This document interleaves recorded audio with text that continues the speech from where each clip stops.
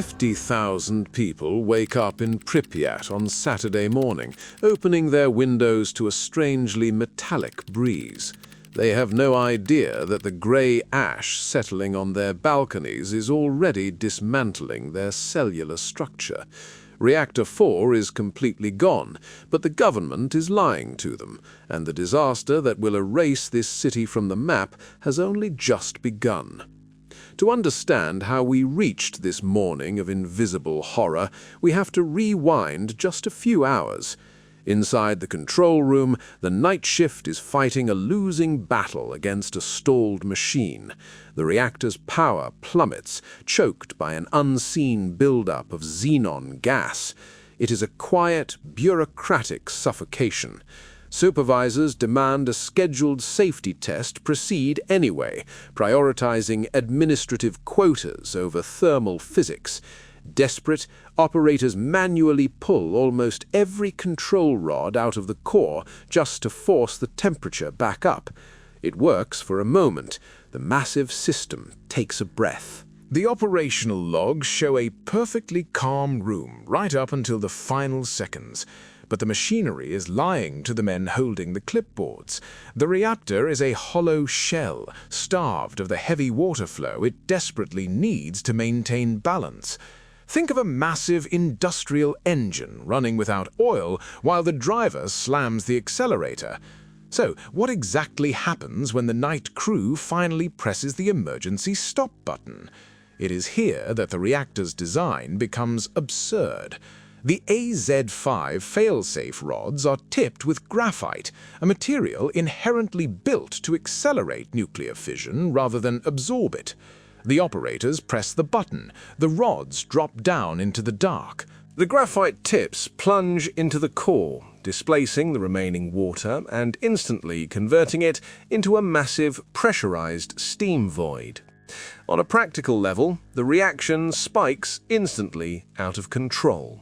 The exposed core requires 45 million liters of liquid coolant per hour just to survive. Right now, it receives almost nothing. Where does all that explosive thermal energy go? The sudden pressure blasts the 2,000-ton upper biological shield straight through the concrete roof. Alexander Yevchenko steps outside into the cool night air to inspect the noise. He looks up at the ruins. A beautiful beam of blue ionized light shoots into the sky.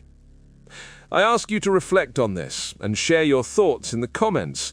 Can we truly blame the men who pressed the failsafe button, or only the broken system that lied to them? Pripyat's municipal fire trucks pull into the shadow of Reactor 4, exactly on schedule.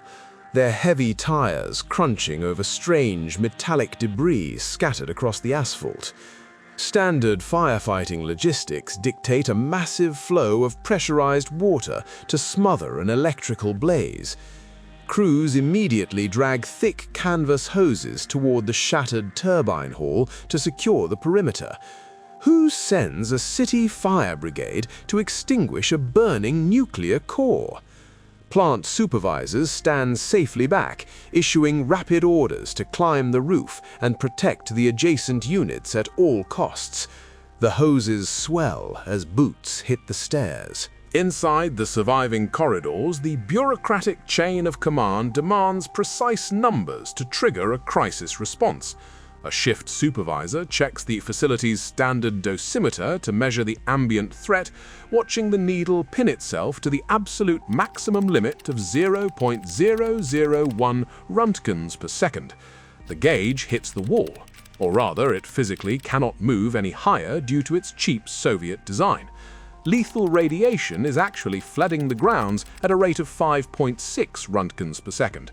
Responders outside taste warm copper in the back of their throats, yet the official logbook records a perfectly stable atmosphere. Just standard procedure. The paperwork is filled out. Its supposed safety of the atmosphere is merely a mechanical illusion, born from instruments incapable of measuring their own destruction. Out in the parking lot, the firemen walk directly through the highly radioactive wreckage without a single warning. Where do you pump water when the target is invisible? Grigory Kmel, driving one of the heavy pump engines, steps out and casually kicks a dark block out of his path.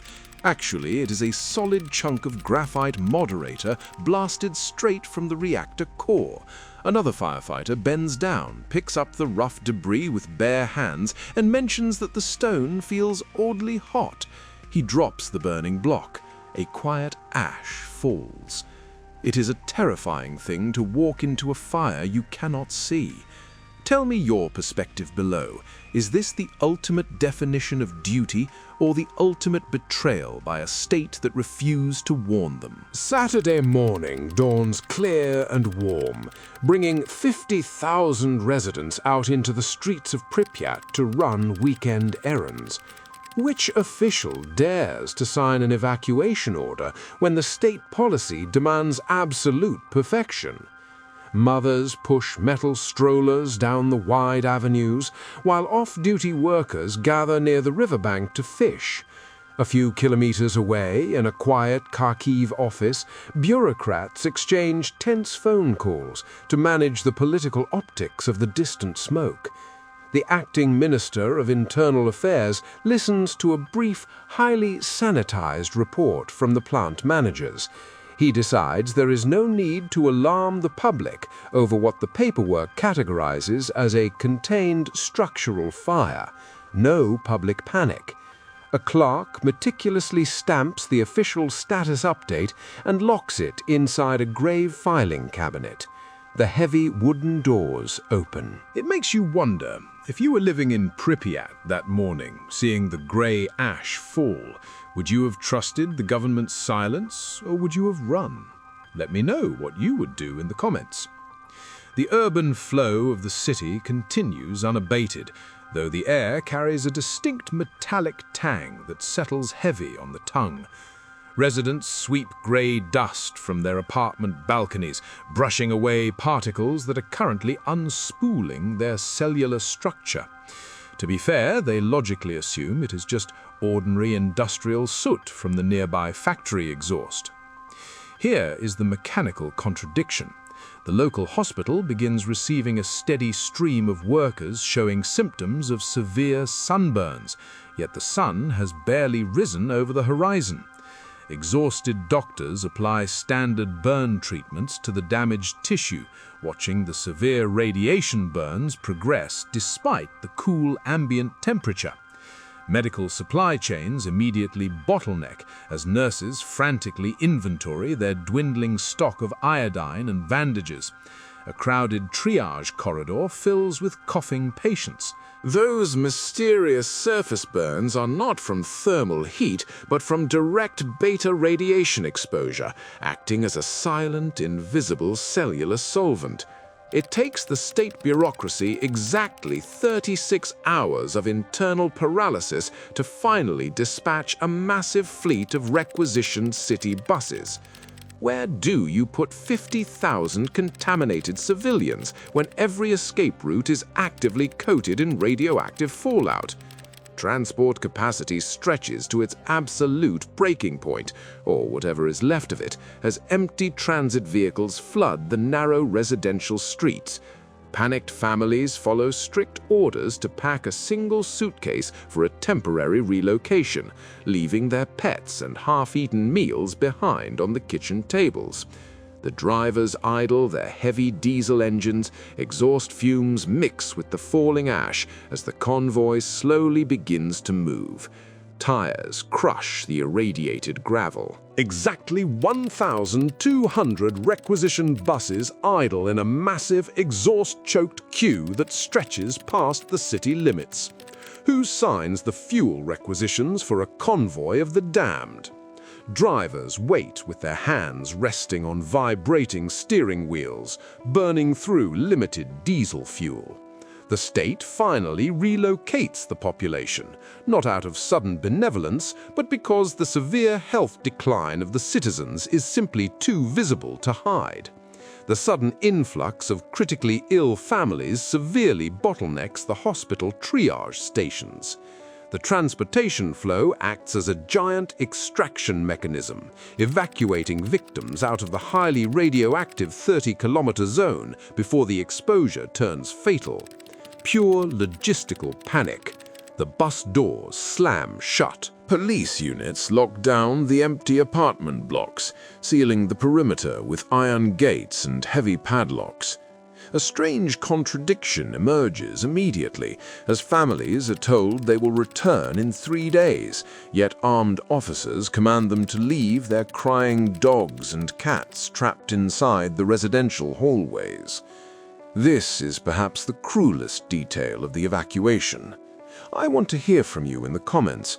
Could you have walked away from your pet, surrounded by armed guards, knowing deep down you might never return? Packing a single suitcase makes no logistical sense if the invisible dust has already coated every shirt and pair of shoes inside it. The official evacuation orders are stamped and distributed to the local guards standing at the border checkpoints. The quiet neighborhood slowly empties. A radio plays behind a locked wooden door. The paradox of the 3-day promise resolves itself when military squads arrive weeks later to euthanize the contaminated animals, disposing of the remains in shallow concrete trenches. Where exactly does a government hide a poisoned city when the wind simply carries the radioactive ash across international borders? In blind defiance of reality, the Central Committee in the capital continues to file daily incident reports, tracking the wind direction as it spreads the heavy contamination over several Swedish monitoring stations. No amount of stamped paperwork changes the chemical structure of a burning core. The desperate officials eventually abandon their heavy metal typewriters. The rusted yellow Ferris wheel creaks in the cold wind. Physics does not read press releases. The bureaucratic machine spent all of its remaining energy trying to control the narrative, forgetting that radioactive isotopes cannot be intimidated by a rubber stamp. The true cost of Chernobyl wasn't just a shattered reactor. It was the staggering hubris of a system that believed it could govern atomic decay through sheer institutional denial, turning a 36-hour delay into a permanent graveyard. I've watched empires crumble over lesser mistakes, but this one always stings. If you want to see how other unbreakable systems shattered in real time, subscribe and join the archive. History doesn't repeat itself, but it certainly rhymes. See you in the next ruin.